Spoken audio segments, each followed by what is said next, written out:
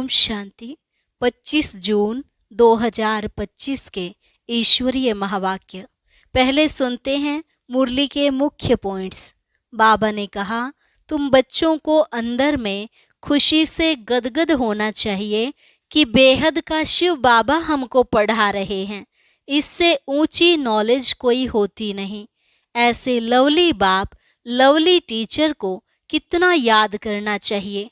Direct बाप तुमको पढ़ाते हैं, ऐसे बाप पर तो बलिहार जाना चाहिए, परंतु फिर भी भूल जाते हैं। बाबा ने कहा, माया के तूफान तो भले आएंगे, यह भी ड्रामा में नोंद है, परंतु पुण्य आत्मा बनने के लिए याद में जरूर रहना चाहिए।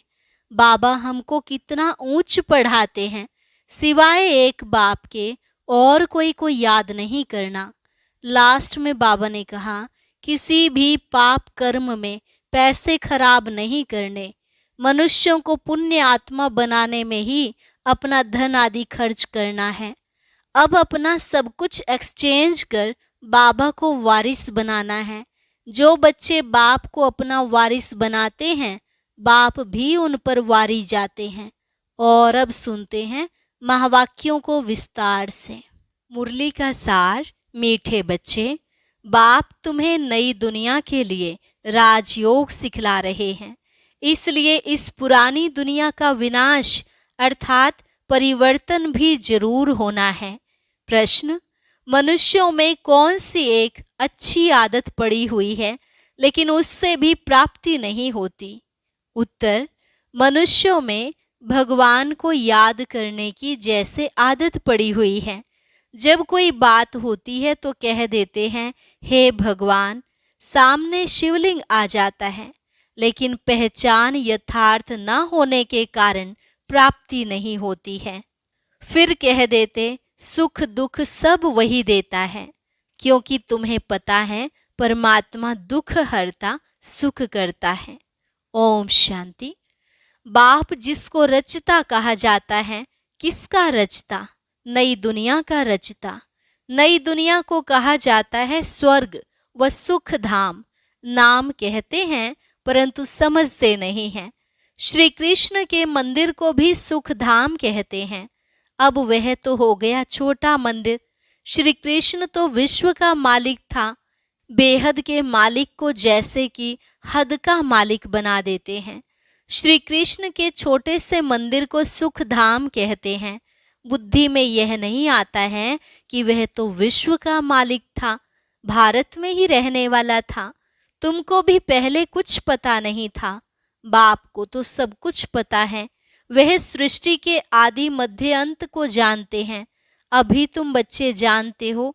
दुनिया में तो यह भी किसको पता नहीं है ब्रह्मा विष्णु शंकर कौन है। शिव तो है ऊंचते ऊंच भगवान। अच्छा, फिर प्रजापिता ब्रह्मा कहाँ से आया? है तो मनुष्य ही। प्रजापिता ब्रह्मा तो जरूर यहाँ ही चाहिए ना, जिससे ब्राह्मण पैदा हो। प्रजापिता माना ही मुख से अडॉप्ट करने वाला। तुम हो मुख वंशावली। अब तुम जानते हो कैसे ब्रह्मा को बाप ने अपना बनाकर मुख वंशावली बनाया है। इसमें प्रवेश भी किया, फिर कहा कि यह हमारा बच्चा भी है। तुम जानते हो ब्रह्मा नाम कैसे पड़ा, कैसे पैदा हुआ, यह और कोई नहीं जानते हैं। सिर्फ महिमा गाते हैं कि परम पिता परमात्मा ऊंचते ऊंच है, परंतु यह कोई की बुद्धि में नहीं आता कि ऊंचते ऊंच बाप है। हम सभी आत्माओं का वह पिता है, वह भी बिंदु रूप ही है। उनमें सृष्टि के आदि मध्य अंत का ज्ञान है। यह नॉलेज भी तुमको अभी मिली है, पहले जरा भी यह ज्ञान नहीं था। मनुष्य सिर्फ कहते रहते हैं ब्रह्मा विष्णु शंकर, परंतु जानते कुछ भी नहीं।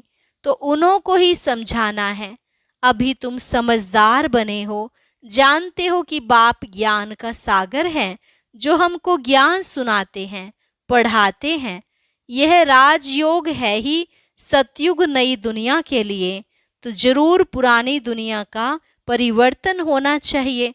उसके लिए यह महाभारत लड़ाई है।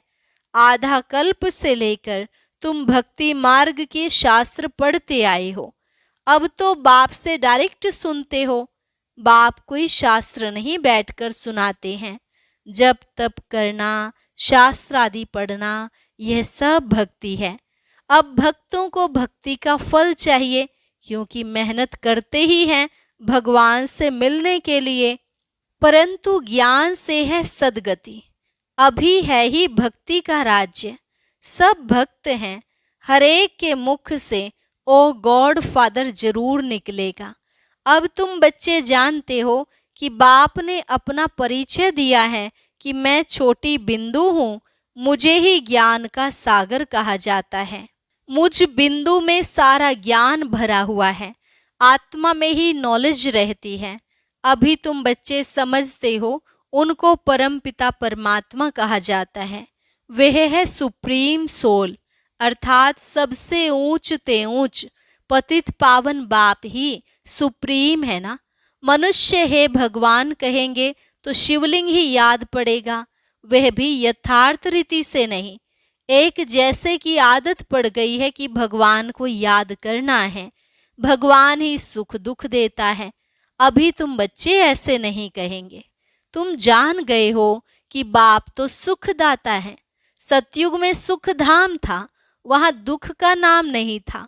कलयुग में है ही दुख, यहाँ सुख का नाम ही नहीं। ऊंच ते ऊंच भगवान, वह है सर्व आत्माओं का बाप। यह किसको पता नहीं है कि आत्माओं का बाप भी है।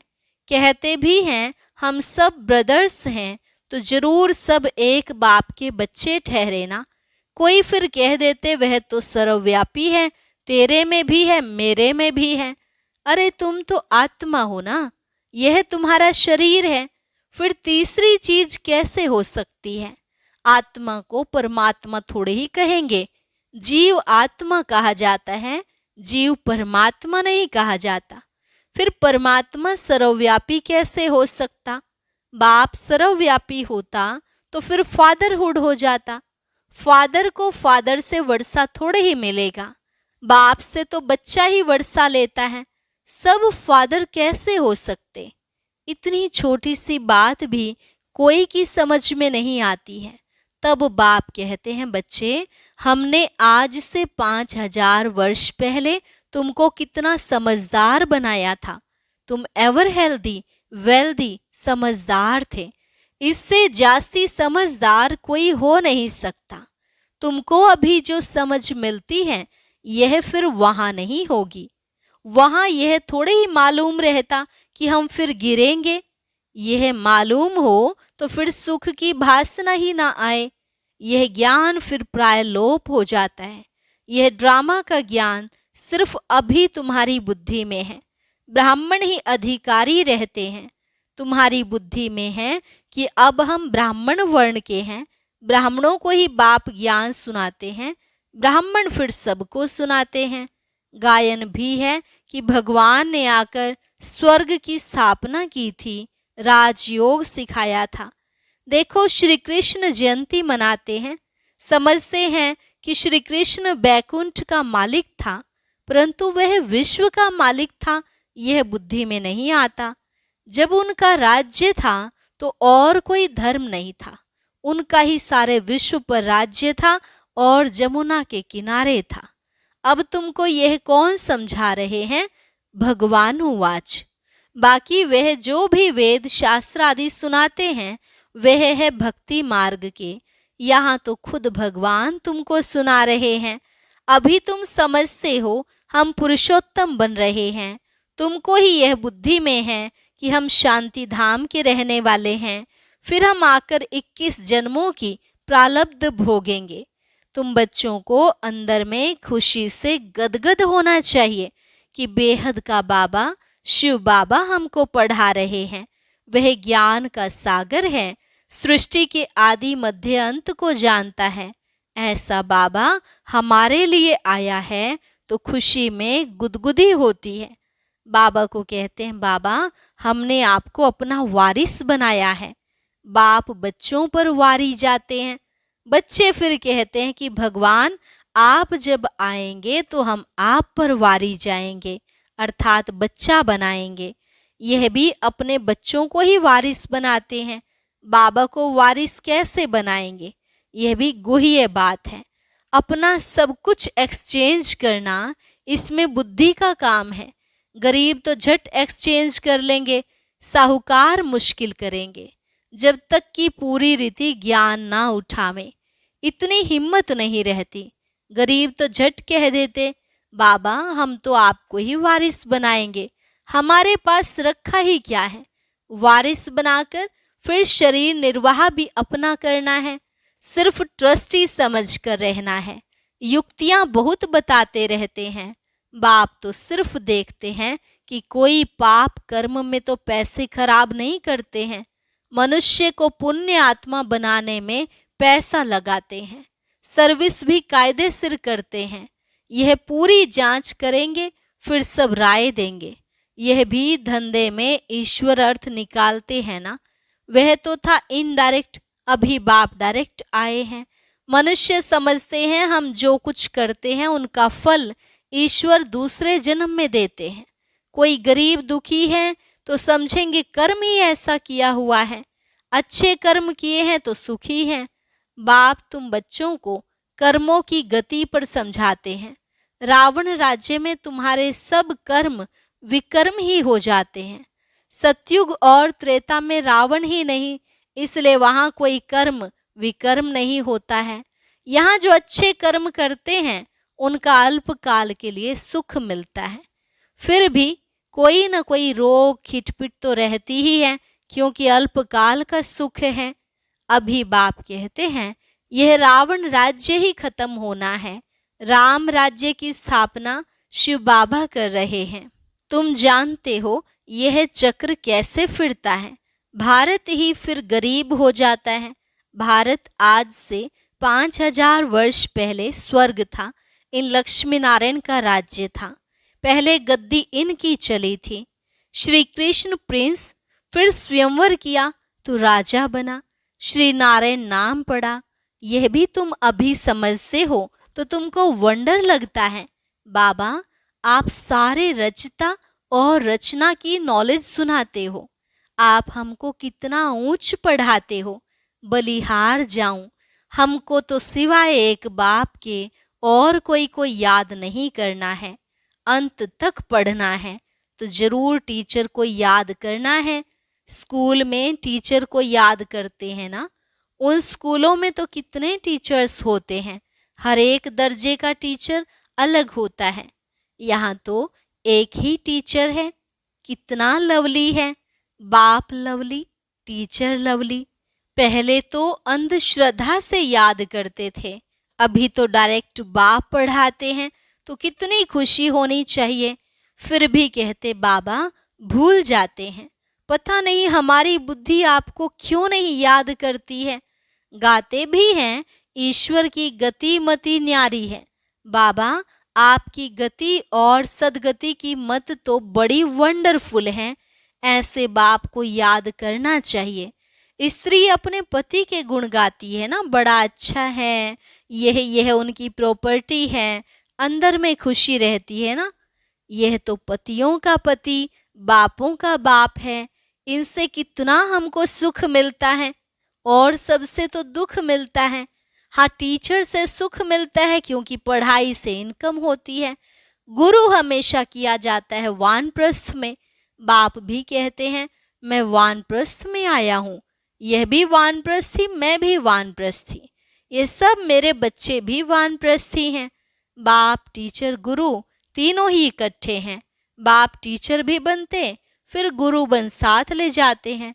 उस एक बाप की ही महिमा है। यह बातें और कोई शास्त्र आदि में नहीं है। बाबा हर बात अच्छी रीति समझाते हैं।